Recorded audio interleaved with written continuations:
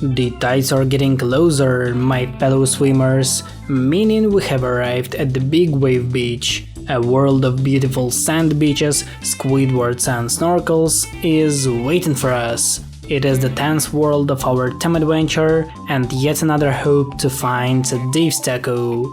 Today we will enjoy the beautiful landscape while dealing with various water zombies. Without further ado, let's dive deep into a new theme adventure. Look at this beautiful beach. It's got everything a growing plant needs: sun, sand, and lots of water. Caution, user Dave, my sensors indicate there are zombies on your beach, and far too much water. It will overwhelm the plants. No problemo, we will just lay down some lily pads. Then the other plants can ride the waves. Or, as the vernacular of this era goes, they can hand tan. Right on, Penny, right on.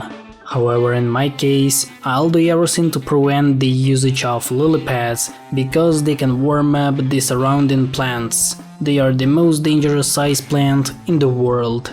That's why the first day of the big wave beach began just as usual, with planting the snow peas, the most reliable comrade in Plants vs Zombies 2. I really enjoy the summer vibe of the big wave beach, as it gives me a good, calm feeling while playing it. None of the other worlds can repeat such a unique atmosphere. User Dave, data suggests that we should beware of the tides. When the tide comes in, it will be a wipeout for our plant friends? Indeed, but the tide line indicates how high the water will rise. Plan accordingly. The tide comes in, the tide goes out. Who can explain it? I can try to do that, user Dave. It happens because the moon's tidal pull stays in the one place while the Earth spins around, meaning the moon's gravitational field affects our planet and the water tides. That's how simple it is. Besides such a great explanation, day 2 was dedicated to the PVZ2, because the local zombies had never seen snow, so it was a good chance to show it to them. It even saved me from losing a lawnmower at one point, so that's a pretty useful plant in that area. Day 3 was dedicated to Chomper, one of my favorite plants in PVZ2. I guess it's one of the best conveyor belt levels in the game because it's simple and it also contains lots of chompers, allowing you to try a plant that is finger-licking good. However, it didn't contain any ice plants, but I really enjoyed writing a script about it. On day 4, while being highly impressed by Chomper, I played with the cult Snapdragon, whose ice mist could stop literally anyone. Even the low tide and its monsters could do nothing to such a reliable dragon. Besides that, I decided to decorate my lawn with some iceberg ledges, making it hard for zombies to reach the coastline, as the ice defenders protected it from the both sides. Day 5 was yet another conveyor belt level, but this time without my favorite Chomper. The level was entirely ruined because they left me one by one in a team with Johnny and Pea-Shooter. Those fellows were failing against everyone. On day 6, I had only 2 available seat slots, so I chose to take a snow pea and an iceberg lettuce, as it was the bare minimum I needed to beat the level. It was also the first time we faced a new tough enemy, the Snorkel zombie, who is immune to the frozen peas while being underwater. That's not good in the case when lily pads are forbidden to be planted, but now it's not a huge problem.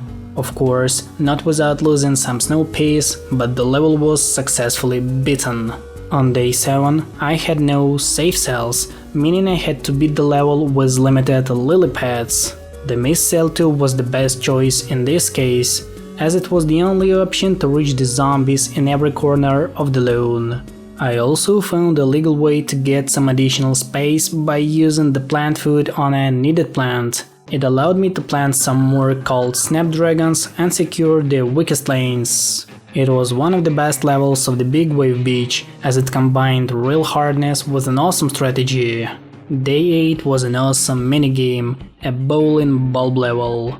It was an awesome experience, as I love bowling and those cute looking colored balls. Am I the only one who enjoys the local aesthetics? The big wave beach background is the best in the whole PVZ2. I wish I could play and see the whole picture while beating the levels, but unfortunately I can't. Day 9 was the first level with 4 waves, so we had to take it seriously. My main strategy didn't change, as Snow Piece is still the best option to deal with any kind of zombie. I found the only working way of dealing with Snorkel Zombie, and that's the Mistletoe, whose snowballs can easily take them down anywhere. Well, it's not perfect, but it is something. Day 10 was yet another conveyor belt level, so let me tell you an interesting fact about coconuts. Did you know that it's not a nut at all? Rather a stone fruit. So the coconut is in fact a delicious cobblestone I have always talked about. On day 11 we had to survive the zombie attack with the given plans, but this time everything was pretty usual, except for the surfer zombie, who appeared on our lawn for the first time in this challenge. He wasn't a huge threat to me, so the level was completed without any issues. Day 12 was finally a last stand level.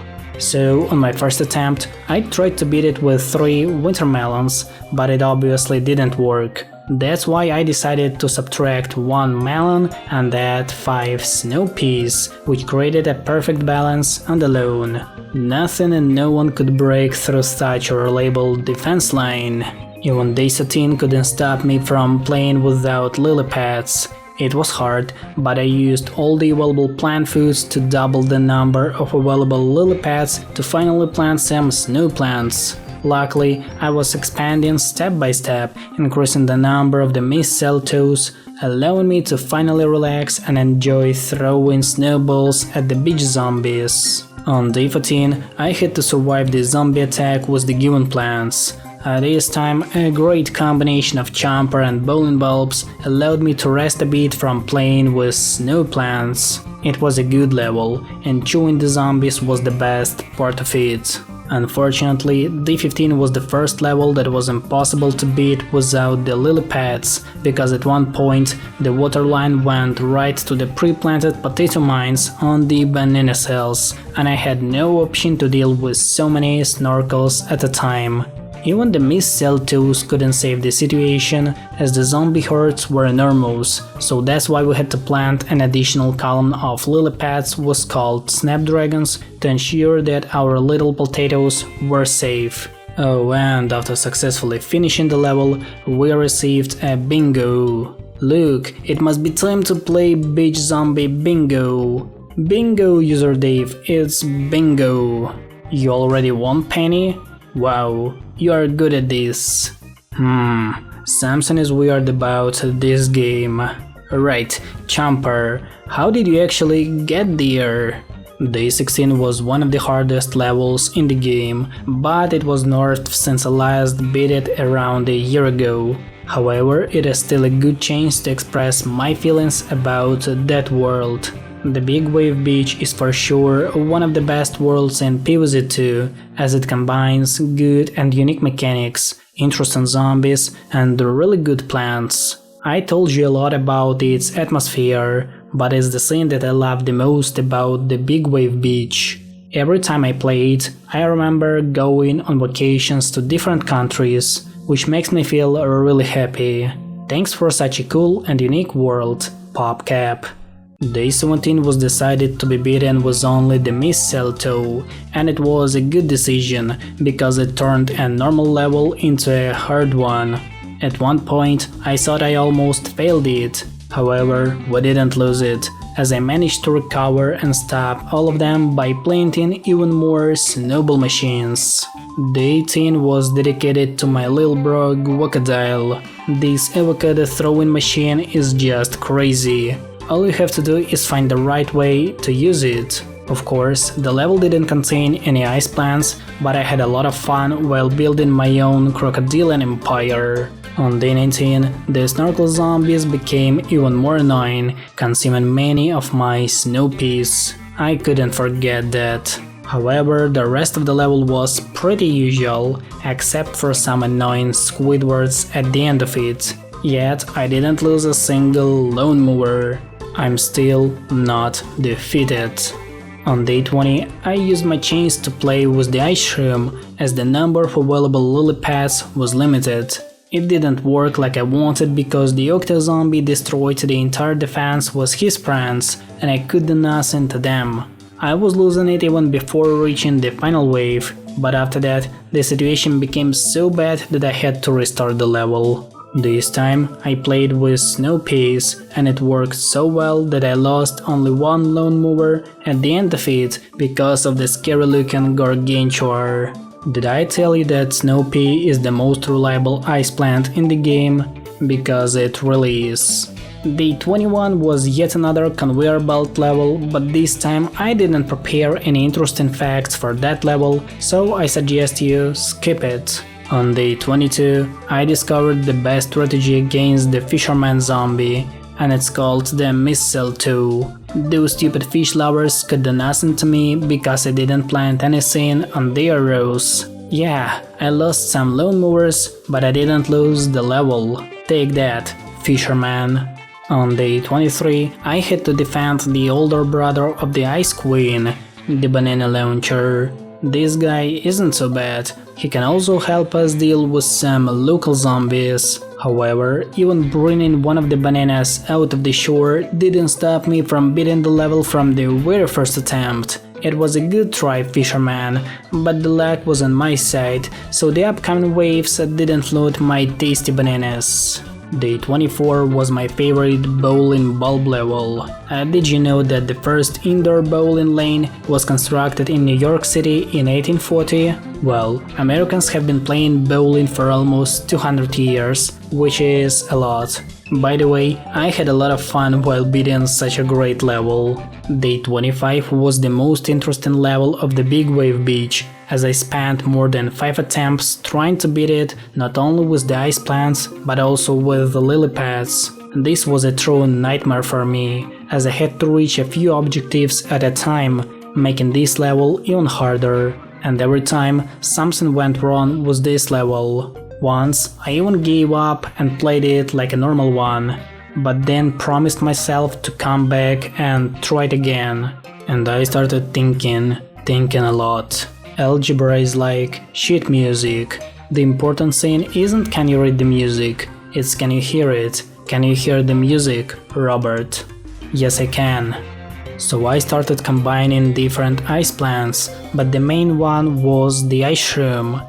I had lots of trouble while doing that with lots of annoying zombies who tried to do everything to stop me. Most importantly, I did it without the lily pads, with a single goal of reaching the final wave and then leaving it one by one against the zombies, as the number of available suns was rapidly going to 0. So here comes the final wave. I left with 450 suns and the full health Gargantuar. I thought I had lost it once again, but the winter mint, in combo with a single plant food, did everything I needed, and the level was finally completed.